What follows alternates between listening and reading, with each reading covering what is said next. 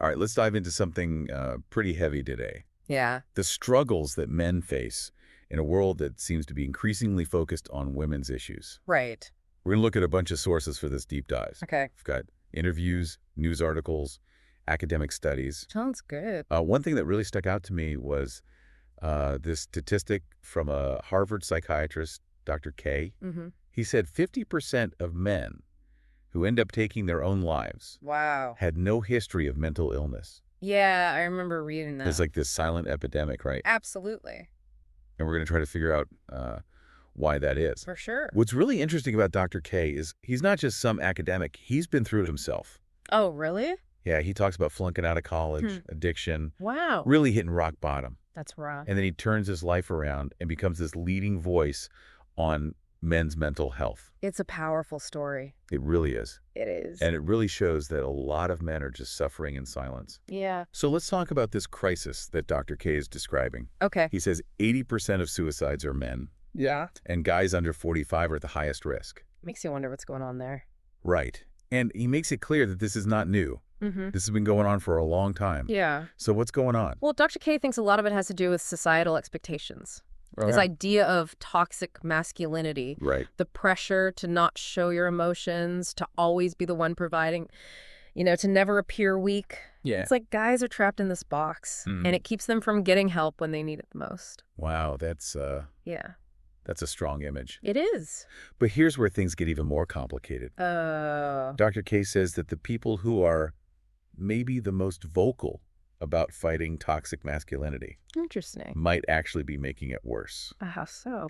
He thinks that by always emphasizing male privilege and focusing only on the bad stuff about traditional masculinity, Mm-hmm. it can have the opposite effect. Yeah. It can make men feel attacked and defensive, Right. and they just end up doubling down on those behaviors. Like pushing them further into that box. Exactly. Wow, that's really interesting. Right. It's like a pendulum swinging too far the other way. Yeah, We're trying to create dialogue, but we're just creating more division. I see what you mean. And then you add technology into this whole mix, Okay. and things get really bleak. In what way? Well, Dr. K says that the digital world makes it so easy to be isolated. Oh, yeah.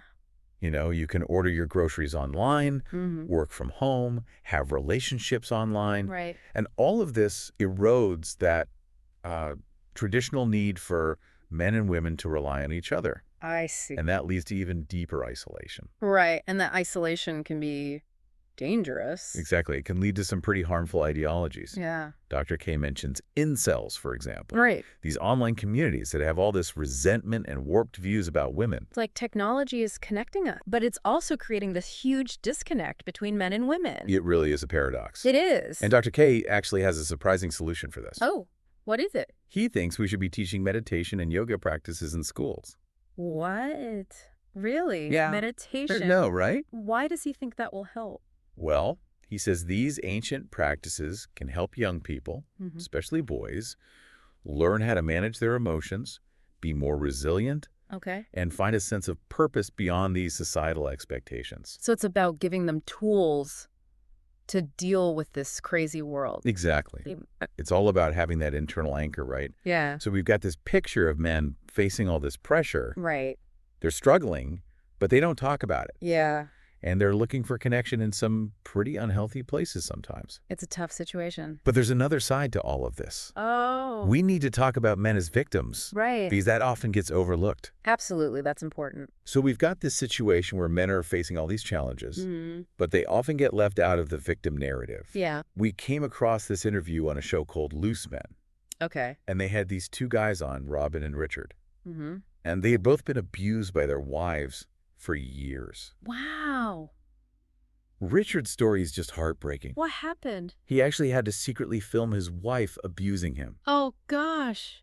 just so the authorities would take him seriously. That's awful.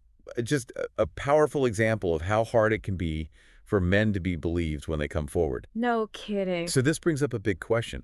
Is the legal system failing male victims? Yeah, I can see how you'd ask that. We found this UN report, The Role of Men in Achieving Gender Equality. Okay. And it says that a lot of legal frameworks and policies are still mainly focused on women, That makes sense. and they're neglecting the issues that men face. So it's like the system is set up in a way that expects men to just endure abuse without complaining. It's like we fall into this trap, What do you mean? where it's either men's rights or women's rights, Yeah. instead of realizing that these issues are interconnected. It's like we can't have one without the other. Exactly. That's a great point. And then there's this concept of toxic femininity. Right. We're not trying to demonize women here, Of course not. but we have to admit that harmful behavior can happen on both sides. Definitely. Toxic femininity is basically about reinforcing those rigid gender roles for women. Mm-hmm. And that often ends up hurting everyone involved, Yeah, both men and women. I agree. Can you give me an example of how this plays out in the real world?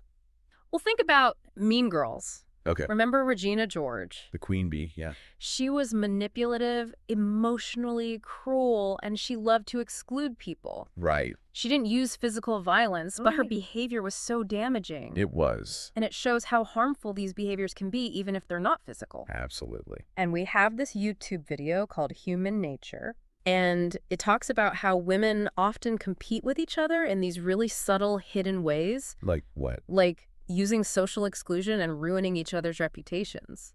Oh. It's not about physical dominance, it's about power. Social power. Exactly. And they do all of this while appearing all nice and friendly. Exactly. It's hard to even recognize it's happening. And this can be really hard for men, right? Definitely. They feel constantly judged and pressured to meet these impossible expectations. It's a no-win situation. So we've got all these societal expectations, legal biases, and toxic behaviors Yeah. affecting both men and women. It's a mess. So where do we go from here? That's the million-dollar question, isn't it? It is. And it's something we're going to keep exploring in part 2.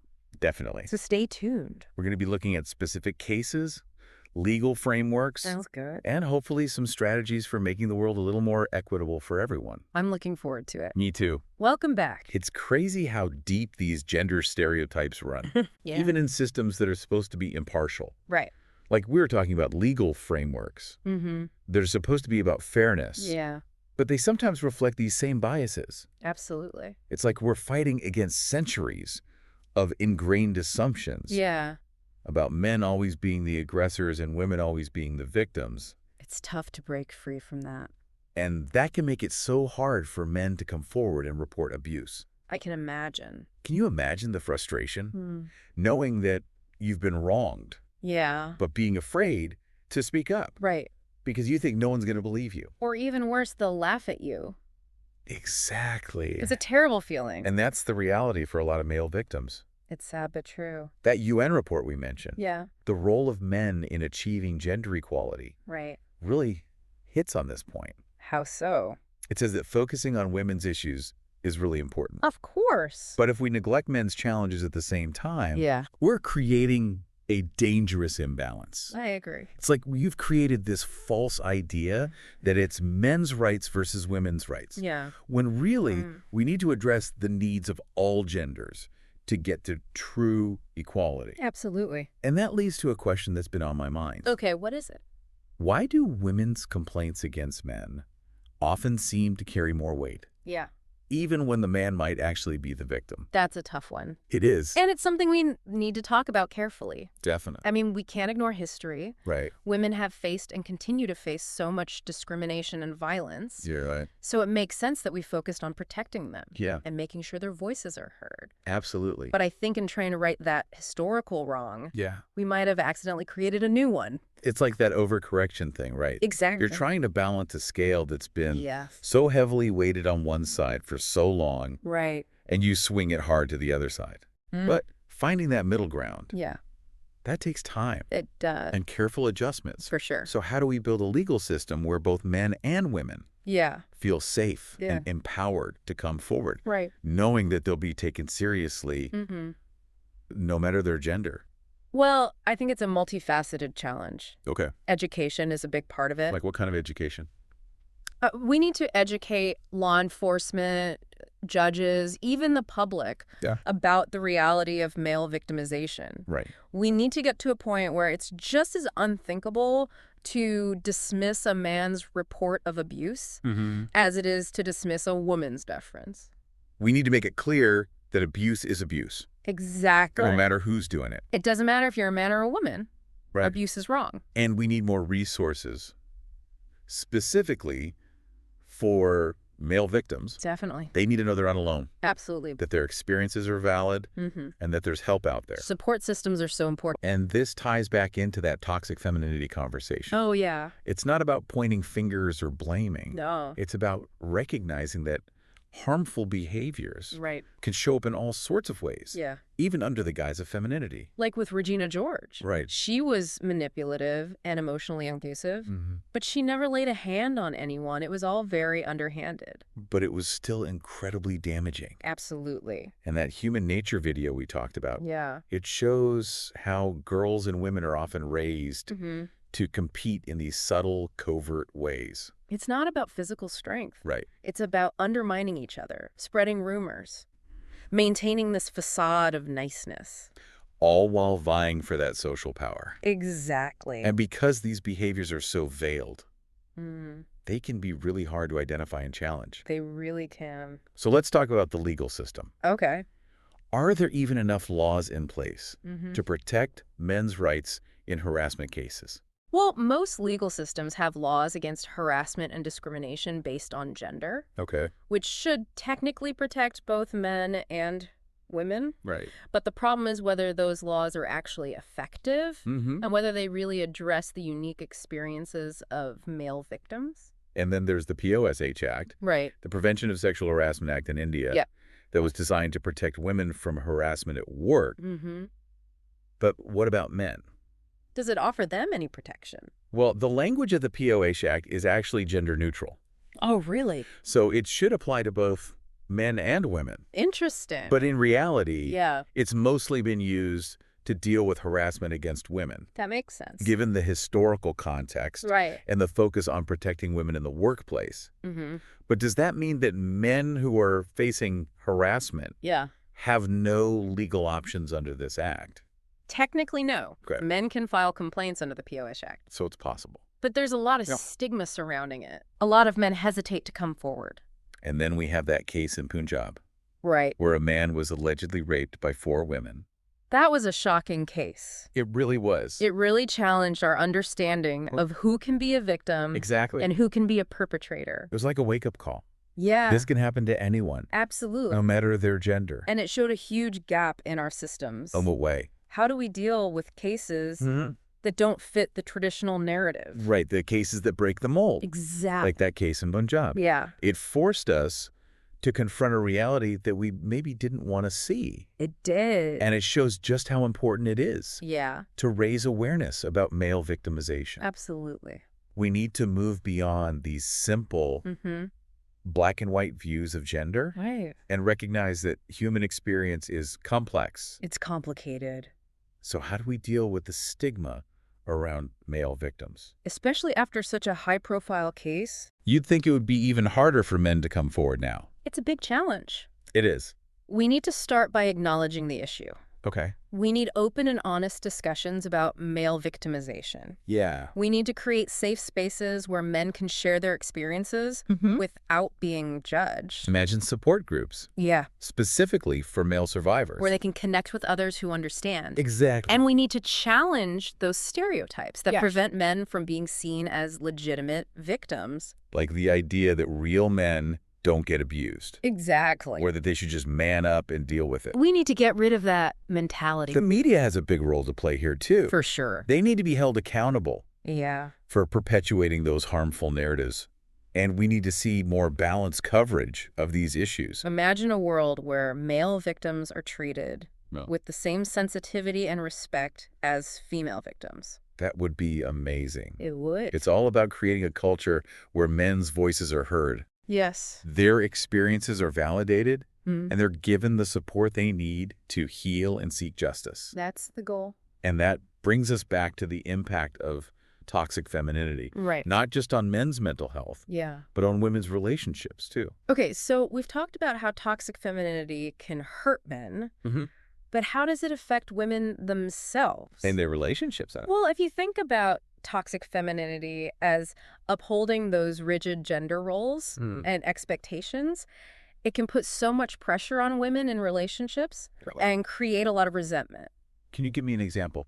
Imagine a woman who constantly feels like she has to be the nurturing one, Yeah. the one who always accommodates everyone else, Okay. who's always self-sacrificing, even when it goes against her own needs and desires. That sounds exhausting. It is. Like she's always performing a role. Exactly. Instead of just being herself. And that can lead to burnout, resentment, and a loss of self. That's rough. It is. And it also creates this dynamic where men feel stifled and pressured to live up to those unrealistic expectations of masculinity. Like they have to be the strong, silent type all the time. It's like everyone's trapped in these predefined boxes. Yeah. And it just creates friction and disconnect in the relationship. It's a recipe for disaster. It really is. And that leads us back to the discussion about legal bias and men's reluctance to report domestic violence. Right, because if men are already facing all this pressure to be strong and silent, and then they encounter a legal system that doesn't believe them or take their claims seriously, it just makes it even harder for them to come forward. It's like a double whammy of silencing and invalidation. Exactly. Like we're saying their pain doesn't matter. Yeah. Their experiences aren't valid. And that they're not worthy of support or protection. It's a terrible message to send. It is. And we need to do better. Absolutely. We need to challenge that message. And create a society that's truly equitable and just for everyone. I couldn't agree more. Wow, this deep dive has been really eye-opening. It has. We've uncovered so many different angles to this whole gender equality conversation. Like, I'm seeing things in a whole new light now. It is fascinating how all these issues, like toxic masculinity, toxic femininity, legal biases, they're all connected. They really are. It's like this big, complicated web of societal expectations and power dynamics. We talk about equality. Right. But are we really building a world where everyone feels like they can speak up? That's the question. Where they feel safe, asking for help, being vulnerable. It's not just about changing the laws. Right. It's about changing how we think. Yeah. Breaking down these deep-seated beliefs that have been passed down for generations. It's a huge undertaking. It is. But I feel like things are starting to change. You do. Yeah, all these conversations that we're having about gender roles and toxic behaviors. It feels like we're finally starting to peel back the layers and face these uncomfortable truths. I think you're right. There was this article about legal empowerment. Oh, yeah, the one from ID Low. Yeah. That was a good one. It argued that true empowerment isn't just about having access to the legal system. Right. It's about feeling confident and capable of navigating it. Exactly. So are we saying that men need that same kind of empowerment? I think so. That they need to know their voices matter. Absolutely. That their experiences are valid. And that they have the right to seek justice and support. 100%.